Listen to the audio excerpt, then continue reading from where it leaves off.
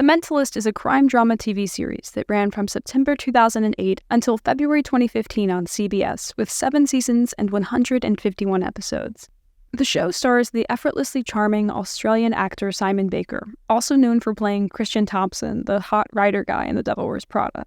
In The Mentalist, Baker plays Patrick Jane, a former self-proclaimed psychic who, after the murders of his wife and daughter, works as a consultant to the California Bureau of Investigation. Using the same deductive skills that he formerly used to con people, Jane solves murder cases. At the same time, he searches for the serial killer who murdered his family. Although The Mentalist unfortunately never received much attention in the TV awards circuit, it earned positive reviews from critics and audiences and consistently ranked as one of CBS's most popular shows. But before we get into it, I want to give a quick spoiler warning for the following shows and movies. I'll touch on them pretty briefly at some point throughout, most times just visually. I know they look incongruent with each other, but if you trust the process, I promise it'll make sense. And of course, a huge spoiler warning for The Mentalist. A lot of people say The Mentalist was a ripoff of Psych, a show with a lighter tone but an admittedly similar plotline that aired 2 years before. To that point, I say, 1, okay, that's fair, it probably is. 2, I didn't watch Psych as a kid, so I don't have the same emotional bias and thus care less. And 3, all of these procedural crime shows are ripoffs of something. The same one thing. In the early 2000s and 2010s, several procedural detective shows were created, all very much inspired by detective fiction, all led by characters inspired in one way or another by Sherlock Holmes. These protagonists are often very similar to each other, or at least they have, bizarrely, a lot in common. Let's go ahead and state the obvious. They're almost always men, usually white and conventionally attractive. They're probably straight, or if they're gay, it's more than a little queer-baity and intentionally ambiguous.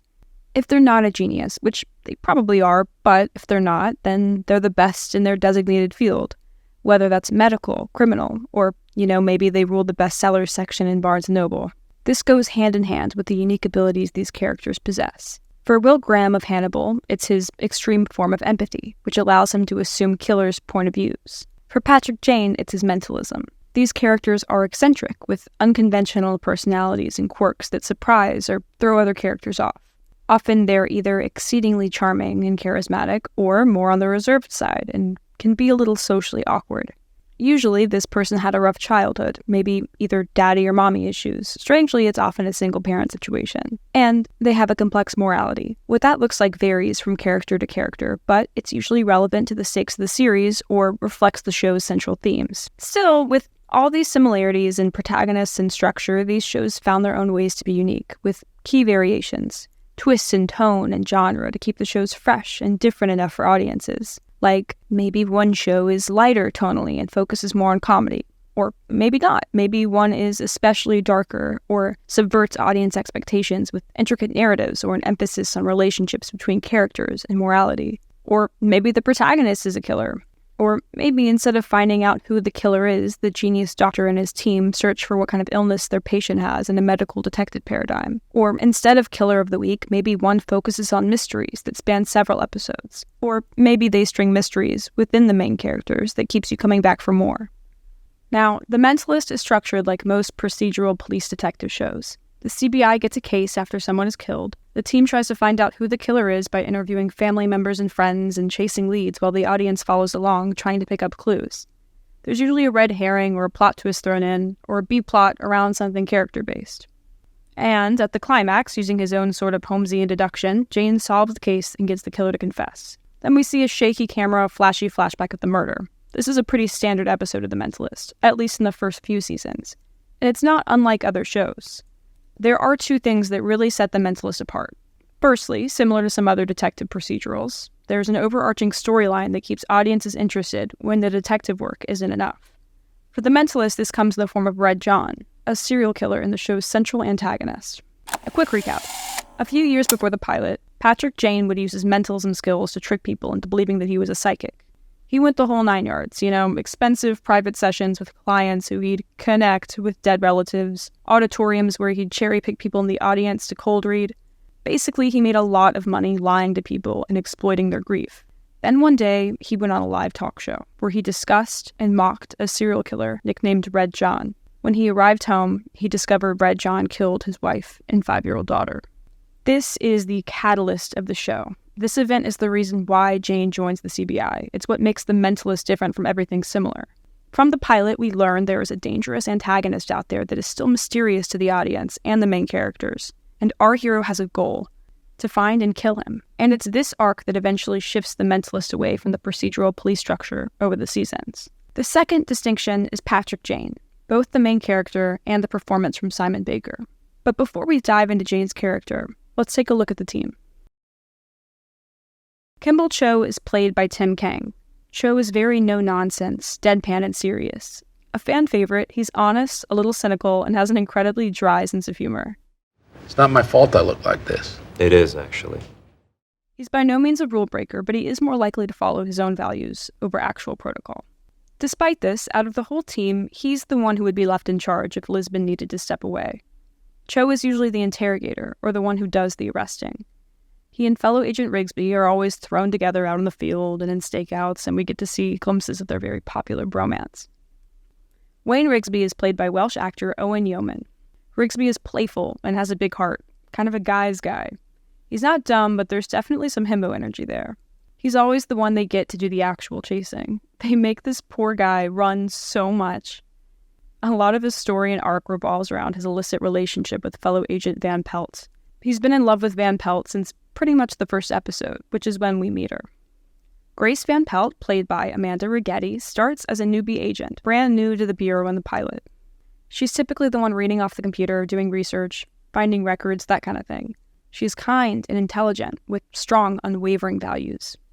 That being said, she can also be a little gullible, a little naive. Checked luggage? What, are you on vacation? No, ma'am. Won't do it again.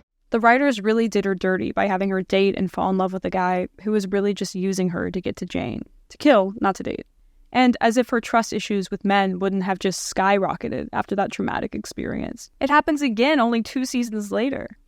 Also, Van Pelt's very religious, which sets up some interesting conversations and interactions with Jane, who is, well, not.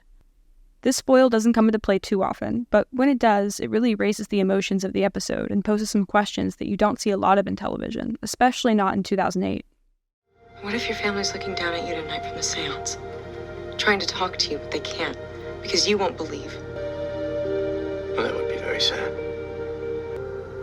I'm sorry. No, that's okay. And last but not least, played by Robin Tunney, Agent Teresa Jisbon. The pocket rocket, the dynamite, heavily armed, cute as a button, Agent Teresa Jisbon. Ladies and Jisbon is the special agent in charge in the CBI, aka the boss of the team. While a woman in this type of leadership position wasn't completely revolutionary for the time on television, it was still refreshing to see in 2008.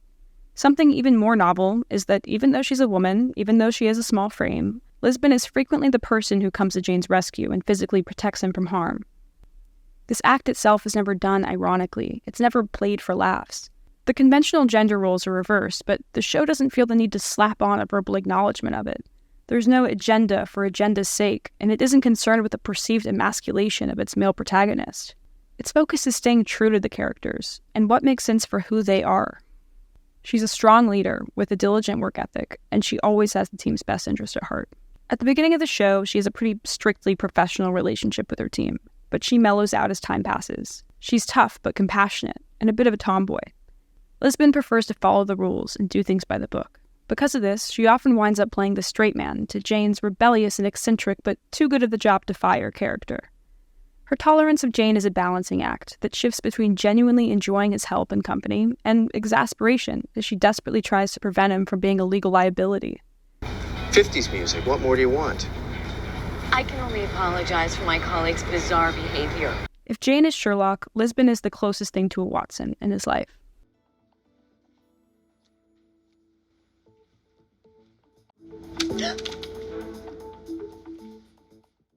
Following the show's own playbook, we'll get more into the romantic relationship later. But before we talk about Patrick Jane as a character, we would be remiss to not first credit Simon Baker for having a significant part in that. Before The Mentalist, Baker was on 2 comparatively unsuccessful CBS shows, Smith and The Guardian. When Bruno Heller pitched The Mentalist, he imagined a Cary Grant type playing the protagonist. However, the president of CBS at the time really liked Simon Baker and immediately thought of him for Patrick Jane. And it's a good thing he did, because Simon Baker in The Mentalist is lightning in a bottle. This is the kind of similar casting choice as Robert Downey Jr. playing Tony Stark or Michael J. Fox as Marty McFly. It's just difficult to picture any other actor playing him or doing his character justice. I'm not exaggerating when I say that if this role had gone to anyone else, I don't think The Mentalist would have been as successful or lasted nearly as long. Simon Baker brings such a relaxed authenticity to the performance, somehow projecting both old-school charm and youthful charisma. His physicality, something that's so easy to go unnoticed in an actor's performance, is so hard to miss in this role. He moves fluidly, with natural grace, and leans into little head tilts, hand gesticulations, warm smiles, and boyish mannerisms. These acting choices may seem inconsequential, but they bring so much to the character and add to Patrick Jane's likability. That being said, Baker doesn't overact either. He's great at flitting between emotions within milliseconds, and he plays both sides of the coin very well, the mischievous, charming trickster and the grieving, self-loathing former charlatan. Old women love him? I don't know how to say that other than just to say it. Of course, he's attractive in general, but he's also in this exclusive group of men that elderly women are attracted to. Very specific vibe. Smart and charming with like an air of sophistication about them. Masculine but gentle, well-groomed, well-dressed, friendly. It's a phenomenon. It should be studied. Bruno Heller was interested in creating a protagonist that embodied both the trickster and the hero archetypes. Needless to say, he succeeded. Patrick Jane is warm and charming and funny. He's mischievous but kind. He pushes buttons a lot. He gets hit a lot. Look me in the eye and tell me the truth, filthy old goat. Detective Blakely. Shut your mouth. You okay? Heller has named several influences in the creation of Patrick Jane, one being Brer Rabbit, a mythologized talking rabbit whose origin has deep roots going back hundreds of years in several different regions of Africa. Brer Rabbit acts as a trickster figure who, like Jane, uses his intelligence to get what he wants. Also like Jane, he often provokes authority figures and bases his morality off of what suits him best in the moment. The message of Brer Rabbit emphasizes that a smaller, physically weaker force can overpower a stronger force through wit. Another inspiration for Jane's character was Sherlock Holmes. No surprise there. And like Sherlock with his pipe, trenchcoat, and violin, Patrick Jane has physical objects that pertain to his own set of distinct quirks.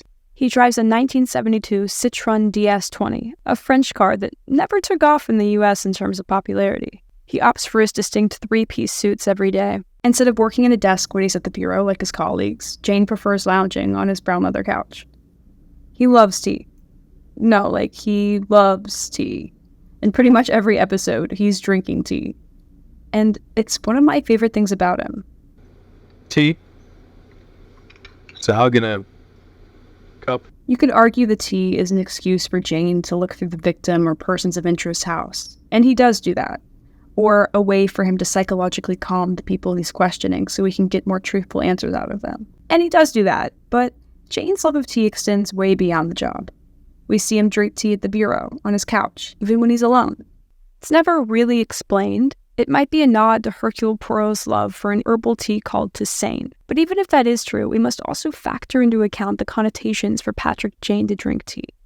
Now, Bruno Heller, the show's creator, is English. Simon Baker is Australian. But Patrick Jane and the show itself are American. And although tea in most parts of the world is considered a pretty ungendered drink, as really all drinks should be, in America, there's something about drinking hot tea that has a sort of feminine association with it. According to an article by Rebecca Flint Marks, this is largely due to early 20th century tea rooms and the push for coffee to become the working man's beverage during World War I. On the other end of this same thought spectrum, men always take their coffee black because it's tough or cool. So why is it so refreshing that Patrick Jane loves tea? I think it's because it creates this juxtaposition toward this character and stereotypes that ingrained in us what we think we should expect from him. It takes what we think strong, intelligent, and powerful male characters look like and flips them upside down. We could draw a comparison to Dumbledore's love of candy. It's innocent and non-threatening, and it contradicts what we, at a first glance, might expect from one of the world's most powerful wizards. And that brings us to our next point, contradictions. In David Corbett's book, The Art of Character, he writes, "A contradiction is something about a person that piques our interest because it betrays what we expect, given what else we know or observe about him." Patrick Jane is a character that is full of contradictions. He's arrogant, but self-loathing. He works with the CBI, but he's constantly breaking laws. He's incredibly intelligent, but impulsive. He's a huge liar, but he also has frequent moments of incredible honesty. Jisbon, I want you to know that you can trust me. No matter what happens, I will be there for you. I will. His car and his three-piece suits are very old-fashioned, but he's boyish, runs around like a little kid. He's dark and haunted from his past, but his demeanor is light and playful. He is deliberately nonviolent, always letting his team members do the chasing or the tackling or the shooting, and he does not like handling guns. What are you doing here? You're waving your guns around is what you're doing. Can you just put your guns away, please? Cowboys! Yet his entire MO for the series is to literally murder a man. These contradictions give Patrick Jane complexity and depth. They make him real and endearing. The contradictions even extend to his past profession as a fake psychic. On one hand, he was helping people emotionally, giving them a sense of closure or peace. But he was also hurting them, lying to and manipulating vulnerable people for his own financial gain and hubris. Even though we don't see Jane as a fake psychic, besides the occasional flashback, and that's a life completely removed from when we first meet him, he still maintains many of the qualities that made him a successful con artist. His mentalism and ability to cold read and use all those little mind game tricks are obvious examples for the purpose of the show's premise. But what I'm talking about extends beyond that and to the core of his personality. Jane is a showman. He has a flair for the dramatic. Although he has a strong sense of justice, like Brer Rabbit, he doesn't mind disregarding or flat out breaking the law if he feels like it. We can connect these traits directly with who he used to be. These archetypal trickster qualities run parallel with both versions of Jane, the version before he joins the CBI and the version after. Though the circumstances change, as does his entire outlook, those pieces of personality stay because they're a part of who he is. This reversed form of character consistency isn't something we see a lot of in television and film. We typically begin with the character before they change and watch their arc develop over the course of time. It's only in the rewatch that we may notice glimpses of traits that seem to gradually build, reflect, or foreshadow who the character turns into by the end, which can be positive or negative, and in great writing, both. Often, these are traits that the character is always inherently possessed, but look differently as their situations, relationships, and personal beliefs change. Their strengths and weaknesses are applied in ways they didn't used to reflect their growth or transformation. Though their values change, they still retain the core of who they've always been, for better or worse. It's keeping these traits foundational that makes the characters realistic and marks the writing as strong. Patrick Jane maintains who he is throughout both arcs, the one we see and the one we don't. Now, despite the tragedy in his past, Jane is not a brooding and dark character. In fact, it's really the opposite. He's playful and he looks for the light and the fun. This was a very intentional decision. Bruno Heller said, "The idea is to show that grace and lightness is an act of heroism. It's not simple-minded happiness. It's a conscious decision he's making to live his life positively. Choosing goodness over evil even when, or especially when, it's hard, when it's not the easy choice. This is a deep, universal, intrinsically human theme. Good persisting over evil, light conquering dark. Yeah, it's created beloved billion-dollar franchises in recent years, but this theme has been the basis of our stories for as long as we could tell stories. It's what religions are rooted in. It's how we define ourselves. That feeling you got watching Harry and Voldemort's duel in the Deathly Hallows, Luke Skywalker versus Darth Vader, that scene in Endgame, that's what it is. Yes, the form is a little different here, the scale's a little smaller, but the essence is the same. Patrick Jane is the soul of the show. Yes, he wants revenge, and we want it for him, but his everyday life, his selflessness, his playfulness, his compassion for other people, and his attempts to help them, despite having every reason not to, it matters. Outside of Red John's relation to the premise, there's very little about him in Bruno Heller's initial pitch. We'll get into the reasons for that in a bit. What we do know from early on is that Red John's character was largely inspired by Moriarty.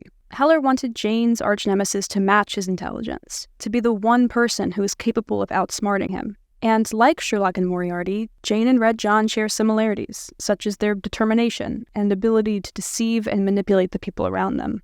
We're shown from the pilot that Red John is actively aware of what is said about him in the media, our first indicator that, like Jane, he is strongly motivated by ego, a choice that feels intentional. We see duality in our heroes and villains all the time. Usually it serves as a way to emphasize the significance of choosing our actions and how we present to the world that determines who we are, another echo of the show's central themes. Even though we initially don't know much about him, Red John is an interesting and memorable villain. Fictional serial killers already have an edge, simply because their existence isn't something that's implausible to us. In the real world, they're rare, but they do exist, and the media and entertainment industry's sensationalism of real serial killers only makes them feel more prevalent. Within the first couple of seasons, we learned that Red John listens to Bach, drinks tea, and recites William Blake poetry, which puts him in this particular subgroup of villains that are cultured and sophisticated. It's a small, pretentious club, but there's something so interesting and uniquely disconcerting about these characters. A large part of the appeal may be that they come across as more intelligent, which always makes them a bigger threat to our heroes and offers a more satisfying payoff when they're pitted against each other. But also, this goes back to Contradictions. The idea that Red John and these other villains respect, appreciate, and are attracted to the arts, which are entirely exclusive to and created by human beings, and thus obviously encompass very human themes about the human experience and what it means to be human, and which you have to have humanity to be able to understand and value them in the first place. These villains to then perform brutal, monstrous, and human acts to humans. It's completely contradictory, and it's also disturbing. We can connect this to cognitive dissonance theory. When someone's actions directly clash with their values or ways of thinking, it causes stress or discomfort. Of course, probably the most obvious contradiction is Red John's signature trademark at all of his crime scenes. A smiley face, a universal symbol for happiness painted in the victim's own blood. And then there's this jarring contrast between these villains' very refined characteristics and their very unrefined actions. Like Hannibal's distaste for rude people, when most people would consider murder a few notches below bad manners. Or Red John going ad hominem on Jane's pre-pilot character, as if he, a serial killer, has the moral high ground. These little codes they live by, no matter how skewed or hypocritical, make them more dimensional. While contradictions make characters more complex, they can also make antagonists a lot scarier. All that we don't know, the blatant lack of information on Red John, is unsettling enough on its own. Like that saying, seeing a spider isn't a problem. It becomes a problem when it disappears. But then when we finally do get information on Red John, and it's laced with contradictions and incongruences, it makes us just as uncomfortable, because though we're figuratively looking at him, we still can't really see him. Red John is Jane's white whale, but Jane isn't just trying to find Red John. He's trying to find out who he is. The Mentalist leans heavily into the mystery of Red John's identity, ultimately to its own detriment. But for the first few seasons, this gave way to an exciting game of cat and mouse. The Red John-centric episodes were the best. These were the expensive bottles of wine brought out for special occasions. They were reserved mostly for mid- and end-of-season finales, and they escalated with the first few seasons, each time trying to outdo the one before, to inch Jane another step closer to finding Red John, to give the audiences something new to learn about him or get excited about. And inevitably, each time, Jane comes so close, but at the last moment, the rug is pulled out from under him. Red John kills the accomplice that was the key to finding him, or he escapes before the police arrive. Infuriating, yes, but still we were learning new things, finding new clues. Little by little, there was progress being made. And an incredibly intense Season 2 finale, he does make an appearance, albeit behind a mask, but still, there was only one way to top that. Obviously, this game couldn't last forever. At some point, they were going to have to actually meet. The Mentalist peaked moments before its fall from grace. I'm talking about the Season 3 finale, Strawberries and Cream. I don't want to say you had to be there, but the hype behind this finale was wild. It was a two-parter, and they aired it back-to-back. They gave it a special name outside of its actual name, See Red, naturally an idiomatic nod to Jane's anger and hatred towards Red John, for one. But See Red also signified something way more significant for fans. It meant we were finally going to see Red John. No masks, no running away at the very last second. This was it. If you don't know what happens or you need a refresher, I will go over the gist of the end building up to the reveal. Jane finds out Red John is hunting Agent Hightower. Hightower was briefly the chief of the CBI team, but went on the run after being framed for murder by Red John's accomplice. This accomplice was the one who actually committed the murder and is currently a mole in the CBI for Red John. So Jane gets a list of a handful of suspects, including some CBI people and Van Pelt's fiancé, Craig O'Loughlin. Craig is on the list? It's ridiculous. Jane then sets up a canary trap to find the mole, telling each of the suspects that Hightower is in a hotel room, but giving them different floor numbers so the team will know whichever room the assassin goes to will link them directly to the guilty suspect. The assassin goes to Gil Bertram's floor, the director of the CBI. So while Jane arranges to meet with Gil Bertram in public, Van Pelt brings Craig over to the safe house where the team is taking shifts protecting Hightower. But as Jane talks to Bertram at the mall, he realizes that it wasn't actually Bertram that's the mole, but Craig. Jane warns Lisbon a moment too late, and Craig shoots her. Craig is on the list? It's ridiculous. Injured, Lisbon distracts him by throwing something, and Van Pelt and Hightower kill him. Still on the phone, Jane makes sure Lisbon's okay and asks her to hit redial on Craig's phone, knowing that Red John is the last person he called. And then this happens.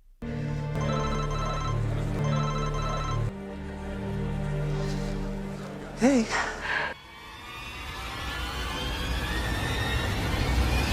I'll call you back. When Bradley Whitford answered that phone, we, 14.11 million US viewers, were entranced, dead silent. This seemingly innocuous extra, this background character our eyes automatically skim over, the whole time he's been who we should have noticed. And the irony of that being the entire premise of the show, being observant, noticing seemingly minute details, and the irony of Jane, of all people, not even thinking to consider it? Cinema. Who are you? What's your name? Do I need to call security? I'm just messing with you. You know who I am. Some people call me Red John. I mean, his lilting voice, his nonchalance and calmness talking about being a serial killer in a very crowded place, his little conversational mannerisms and gesticulations, even the way he interacts with his glasses and newspaper. I mean, everything about this performance is incredible. Maybe the writers hurt themselves by building Red John so great that he's outgrown a human being, but Bradley Whitford's performance pretty much nails it. Their conversation is such a dance. Jane doesn't know whether to believe this man or not. Eventually, Jane asks him to prove it. And then he responds with this. Your wife was very clean. She smelled like coal tar soap and lavender. Your daughter smelled like sweat, strawberries and cream. I mean, wow. And then with a gun in his pocket, Jane shoots him, kills him, and then he calmly sits down. Jane gets arrested and the episode ends. I mean, what a finale. Jane set out and did what he said he was going to do. He accomplished his goal. So what next? Where does that leave him? Season 4 picks up pretty soon after the previous season's finale. Jane is arrested, there's a trial, he talks his way out of it and gives this great monologue to the jury about Red John and deserving revenge. And miraculously, he's found not guilty. After the trial, he gets in the car with Lisbon, and she asks him the question on all of our minds, what now? And he says, I feel guilty Guilty why? for deceiving the jury. Red John, still alive. What? But they said it. They said face to face. And you're telling me that was not Red John? I didn't know. I did not like that. The ratings didn't like that. It felt like a middle finger, or I guess to Bruno Heller, like a bitten thumb. The Strawberries and Cream finale was a solid ending to the Red John arc on its own. It was cinematic and emotional. But oh, wait, no, it wasn't actually, because none of it was real. They betrayed the audience's trust so they could keep stringing them along. And let's also remember that network television had way more episodes than streamers, so before the season 3 finale, we were already sitting at 68 40-ish minute episodes, which, looking back now, sounds crazy that they could keep the Red John storyline fresh for that long. And now, after that bait and switch, they were trying to drag it out for even longer. It's like, They knew the Red John storyline set them apart from other similar shows, and without it, they didn't trust themselves not to flounder. I tried to keep watching as it aired, but I couldn't help but lose interest. My first watch, I stopped a few episodes into season 4. Those who stuck around continued to theorize on Red John's identity. Fans made their own website online, subtly called whoisredjohn.com, where they could post their own theories and vote for who they thought he or she was. There were nearly 12,000 theories. No one was safe. Everyone was a suspect, even the CBI team. Fans thought it was Rigsby, Van Pelt. A lot of people thought it was Cho. Some even thought it was Jisbon. And then there were fans who were convinced the only person who could match Jane's intelligence was Jane himself. That theory went along with Jane having dissociative identity disorder, or alternate personalities. I'm very relieved they didn't go with that. I was in a pretty big group that was convinced it was Brett Partridge, this barely recurring character that they brought back from the pilot that fanboyed over the Red John murders and had contentious interactions with Jane. You know what your problem is, my friend? You enjoy your work a little too much. You're a ghoul. They always had a little hate thing going, and I was so sure he was faking this persona and Jane was underestimating him. Some people speculated that Bruno Heller initially intended Brett Partridge to be Red John, but when it became too popular of a theory, he changed it. I have no idea if this is true, but he is mentioned by name in the pilot script, which is a little unusual. Typically, if a character is ultimately sort of irrelevant in a script, like they can have speaking lines, but if they're just in a scene or two, if their characters' names aren't used or important, and their main purpose is to fulfill a specific role, like bartender or flight attendant, their written names in the script will just be the title of that role, or a simple physical identifier. It's not like Bruno Heller is unaware of this unspoken rule either. He names characters by their titles several times throughout the pilot alone. Never for suspects, of course, but reporters, CSI techs. He does it with the medical examiner only a couple scenes before we meet Partridge, who serves virtually the same purpose. And not only that, but Heller described him in detail. Outside of suspects and the initial descriptions of the main cast, this is an unconventional thing to do in TV writing. Typically, Heller only does this for the purpose of shining a spotlight on Jane's abilities, or setting up clues for the audience to pick up on that will allude to the killer.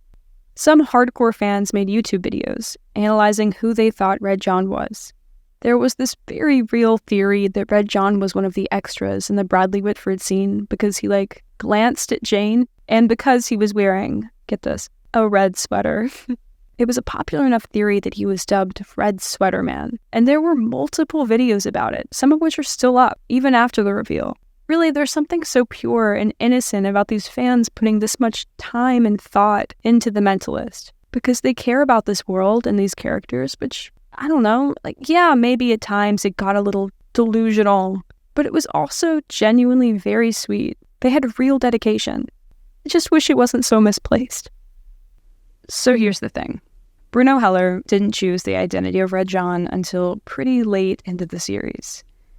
He said it was a couple years before the last season. I think it was even later than that, somewhere during the penultimate season. And, to be fair, it's not uncommon for this to be the case. There are some pretty packed theories that in Pretty Little Liars, Arya's character was meant to be the show's central villain, but for various convoluted reasons, the show's creator, Marlene King, changed the identity around or improvised at the last minute, leaving many fans confused or disappointed.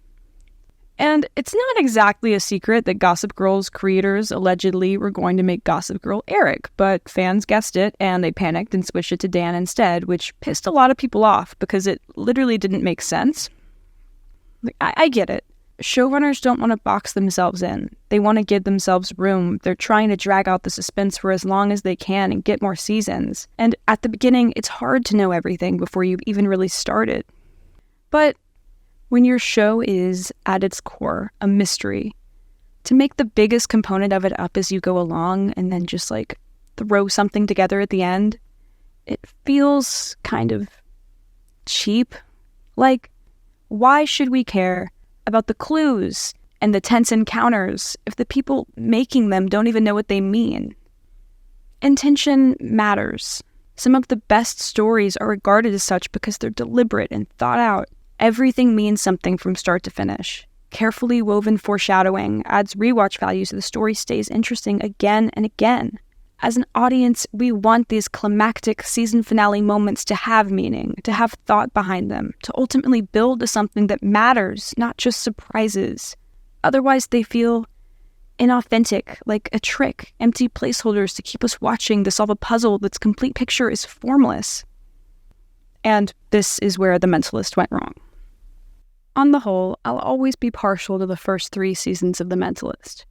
Dragging out the Red John storyline for 55 more episodes contributed to a steady drop in viewership with each renewed season, and lessened the show's quality overall. Still, it's hard to judge The Mentalist on a season-by-season basis, because there are so many gems spread throughout. Like, in Red Dawn, we get to see how Jane becomes a consultant for the CBI in the first place. It was their 100th episode, and it was total fan service, and I loved every second of it. Seeing Jane meet the CBI team for the first time, playing out his agenda without them knowing him or his tricks yet, was so fun. What the hell are you doing, Hannigan? It's fine. My fault entirely. I provoked you. I'm God, sorry. Hannigan, get him some ice. Jane's interactions with Lisbon are especially a highlight. Her forced civility toward him, and her restrained annoyance when we know that in any other episode, she'd snap immediately. His unhappiness reminds you of your father's unhappiness. We're done for the day. Is there somewhere I can drop you off? Excuse me. Red Dawn also shows how lost Jane was before he started working with the CBI, and how positively this family he's found has affected his life.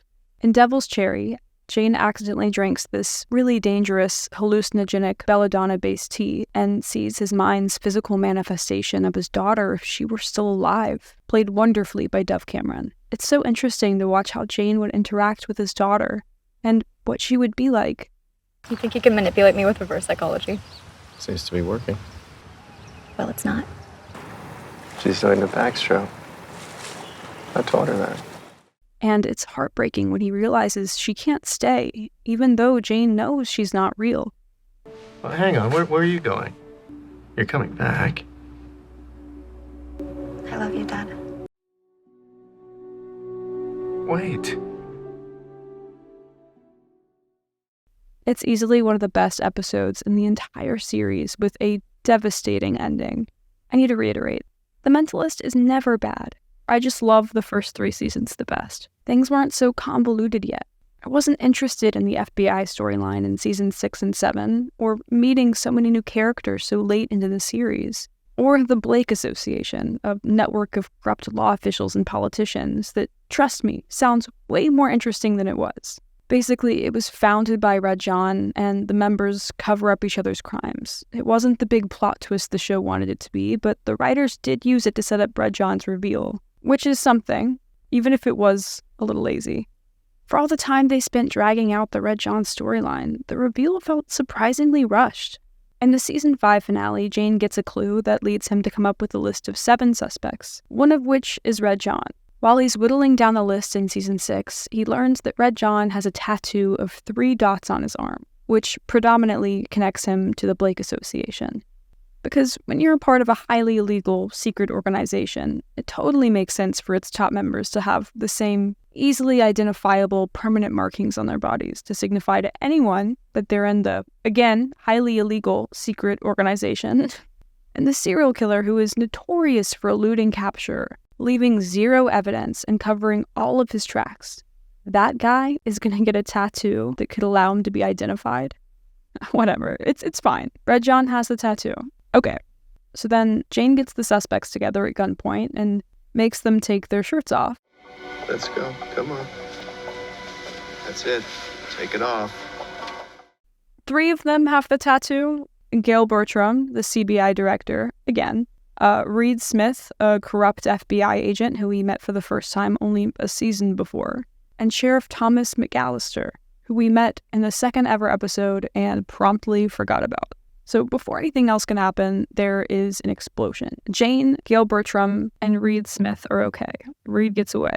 3 people apparently die in the explosion. Their bodies are too charred to recognize. Gross. But DNA says it's Brett Stiles, Ray Hafner, and Thomas McAllister. Jane announces to the media that Gail Bertram is Red John. Bertram calls Jane to meet him at the church by the cemetery where his family is buried.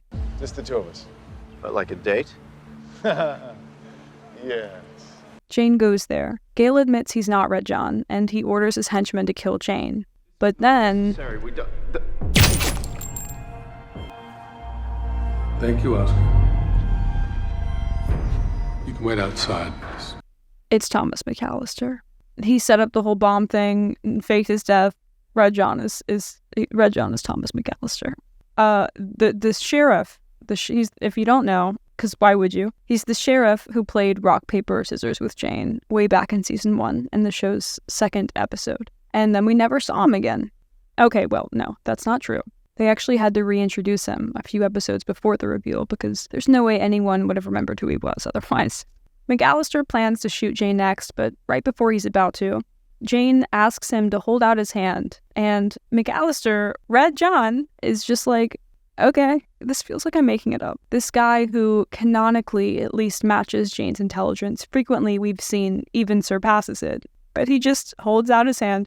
And then Jane pulls a pigeon out of his suit and scares Red John with it, which, I mean, they established McAllister had a fear of birds when they reintroduced him to the audience a few episodes earlier, so they're not technically breaking any detective fiction rules, but like, come on. So then Jane gets the upper hand and wounds McAllister with a gun he'd already hidden under a pew. So the bird and the gun. All right, so clearly Jane already knew everything that was going to transpire here and that Red John was McAllister. Personally, I would have liked to have that revelation together, but it's fine. McAllister tries to run away, and Jane chases him down. A true Ferris Bueller parallel. Jane catches up to him while he's trying to call 911, and then Jane strangles him to death, and that's it. 5 years of build-up, and Red John is just some random guy. Bruno Heller even threw in this dialogue for Jane to say, which was really just him speaking to the audience. I have to say, I'm a little disappointed. This line serves as a preemptive echo of, and a way to combat, the audience's reaction. He's beating the viewer to the punch, and also explaining away their initial feelings before they have a chance to process them. Still, that didn't stop audiences from feeling disappointed. Entertainment Weekly's review called Red John's identity shockingly dull. IMDb user reviews were especially scathing. There were some people who accepted this as a realistic ending to the Red John story, but a lot of fans were pissed, myself included. Right after this huge reveal, in an interview, Bruno Heller added insult to injury by saying, once the curtain is drawn back from these evil Wizard of Oz characters, they tend not to be very interesting dinner companions. They tend to be egomaniacal one-track minds. And I have so many problems with that. Not only does it completely contradict his statement from only a year prior, where he said, this isn't Jane against one pathetic loser who is hiding out in the basement somewhere. He's not fighting the Green River Killer. He's fighting Moriarty.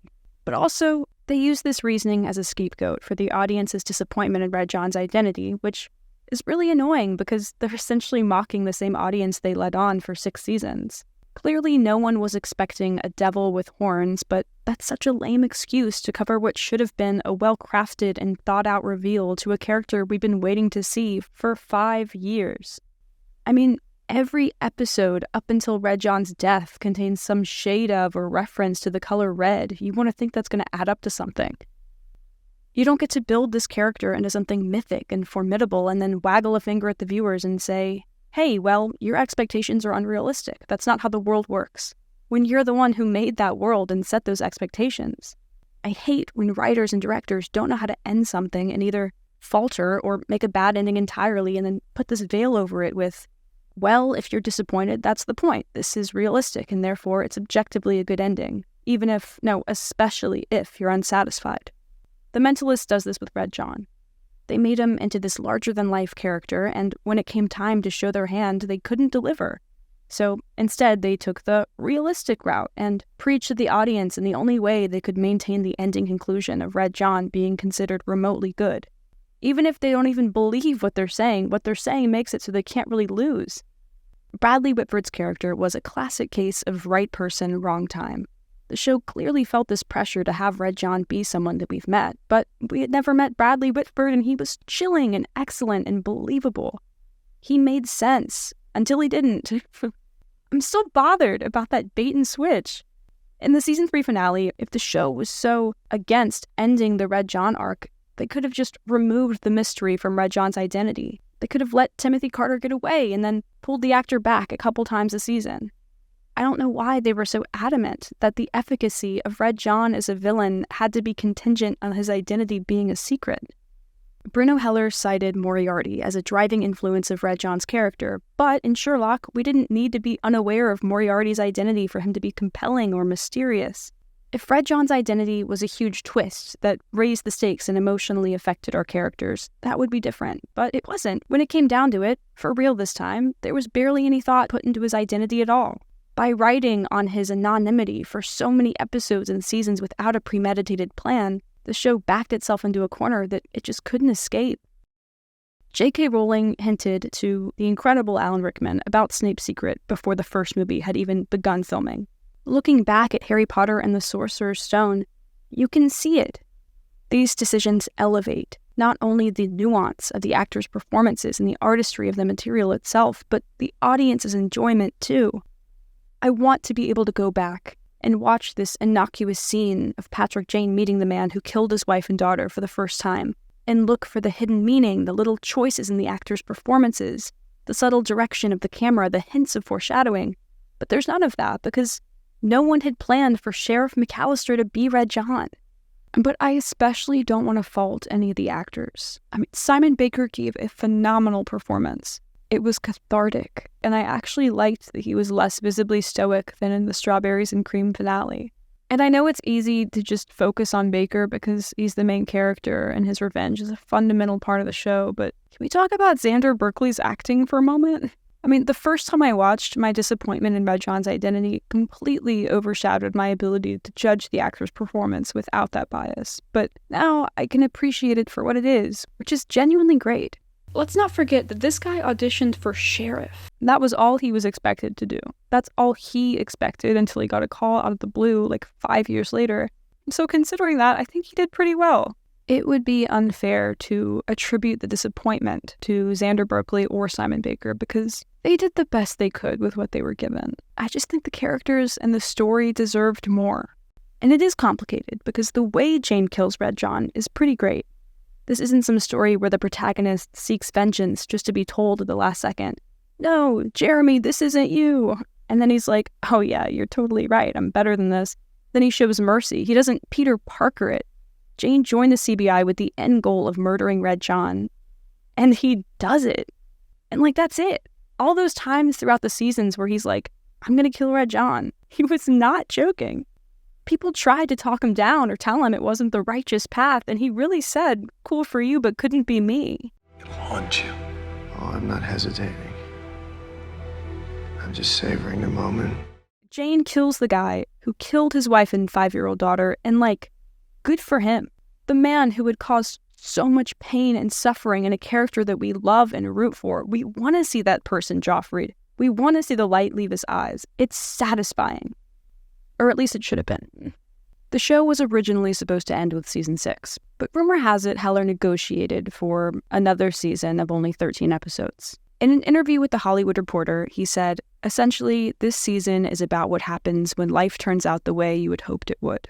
And that's basically what season 7 is. Fanfare, loose ends tied up, and a send-off of our main characters, and, of course, Jane and Lisbon finally tying the knot. I'll be honest, when I first watched the show, I was neutral about the prospect of Jane and Lisbon having a romantic relationship. I liked their deep friendship and flirtationship, but I couldn't see it going further than will they, won't they. Over the years, I've changed my mind. In the pitch, Heller originally imagined them as more of an enemies to lovers trope, saying, by rights, they should despise each other. That's certainly how they play it. She tolerates Jane because, above all, he closes cases. God works in mysterious ways, and if she has to put up with Jane's craziness as the price of justice done, it's okay. Jane is her sackcloth and ashes. While on the show, Lisbon definitely has no problem scolding Jane or telling him when he's being annoying or selfish or rude, the cold edge from the pitch isn't there because we never doubt that Lisbon cares for Jane.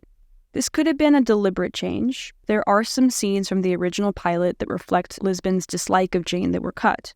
Or it may have been largely due to Robin Tunney's performance or the strong friendship between Tunney and Baker off camera. Conversely, we definitely never doubt that Jane cares for Lisbon, because unlike in the pitch where their contention was reciprocated from both sides, in the show, Jane doesn't give off an ounce of dislike or resentment towards Lisbon as a person, ever. It's hard to picture, but I think it would make him less likable, and I'm glad they changed it, intentionally or otherwise. Many fans were split on Jane and Lisbon in a romantic context. For lots of people, after so many years, it was difficult to see them in anything but a platonic dynamic. Some fans thought their romantic arc was forced or unnecessary. Others liked the slow burn, and slow burn is an understatement. The show made it very clear that Jane couldn't move on romantically without killing Red John first. Find yourself a woman to love, start a family. When you're dead. For 5.5 seasons, their relationship could only go so far. That didn't stop the show from hinting that they might end up together or putting them in situations that strengthened or reflected their bond. But for the most part, they were pretty limited to flirting and playful bantering, which easily fit their dynamic. Heller describes their relationship as a very sort of Jane Austen type of romance, which is probably the best way to describe them. While they have chemistry, their relationship is built on something deeper than just initial physical attraction. It's how their individual personalities, their strengths and weaknesses and views on life contrast and complement each other. Though their dynamic greatly transformed from its initial conception in the pitch, the significance of their relationship never changed. Bruno Heller wrote, "She sees a kind of freedom and wildness in him that she envies, a darkness that both scares and fascinates. In her, he sees faith and certainty, a spiritual anchor, all that he has lost in his own life." He said, "You can see they're made for each other, not in a fiery kind of crazy way, but just in a human, gentle, correct way." The Mentalist ran for 7 seasons and had 151 episodes. Though it never received much critical acclaim, the procedural struck a chord with audiences from all over the world. With a strong lead and a complexity in its charismatic protagonist, the show had an edge and a unique, dark twist.